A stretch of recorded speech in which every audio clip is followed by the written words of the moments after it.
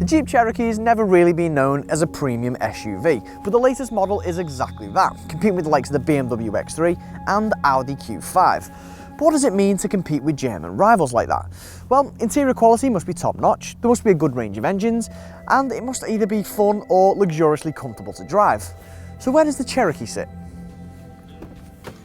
Well, premium may not be the word I'd use to describe the interior, but for a four-wheel drive SUV, the interior is actually pretty good, with a nice balance of hard-wearing materials and high-quality ones, like this leather wrap on the steering wheel and the lower-down plastics here.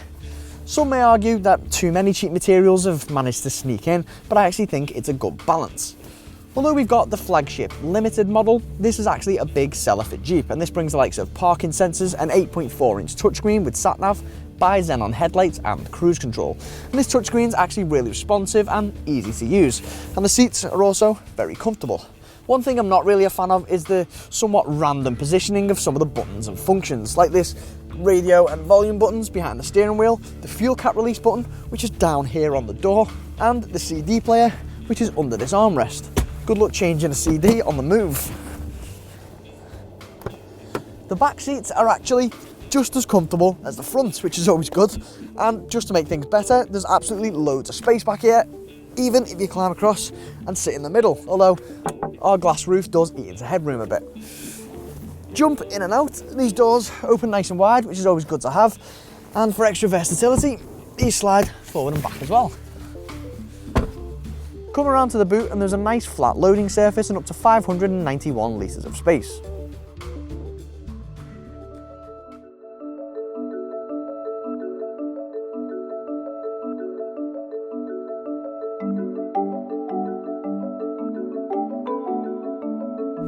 The Cherokee's plaudits don't really lie with its cornering, as you get a fair bit of body roll, and well, if you do gun it into a corner, then the steering feels artificially weighted and not very sure of itself.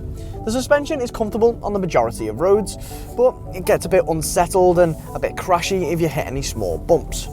If you are driving through the city or on the motorway, which is much more likely, then it's happy enough. The 9-speed automatic gearbox that we've got is nice and slick up and down the gears. But if you do put your foot down and drop a few gears, then you get a pretty potent rumble from the engine. Speaking of the engine, we've got a 2.2 litre multi-jet diesel, which has 197 brake horsepower, 440 newton meters of torque, and can reach 62 miles per hour in just 8.5 seconds, so it's pretty nippy. This engine claims to return around 50 miles per gallon, and CO2 stands at 150 grams per kilometre, which isn't actually too bad for a four-wheel drive car. Certainly competitive.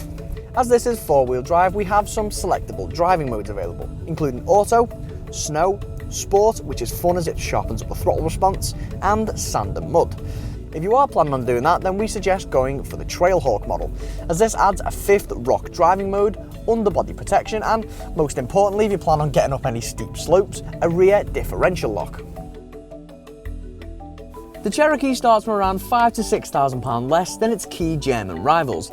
But let's not get too carried away. That price difference means a fair bit when it comes to luxury touches and driving dynamics. So the Cherokee may not be as polished as some of its German rivals, and it certainly looks better on the outside than it does on the inside.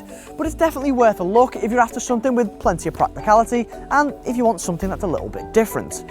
What do you think of the Cherokee? Let us know in the comment section below, and don't forget to subscribe to our YouTube channel. Click on the inquire button to find out any more details about this car, or for any other models, visit carkeys.co.uk. And to watch more reviews, click one of the links on screen now.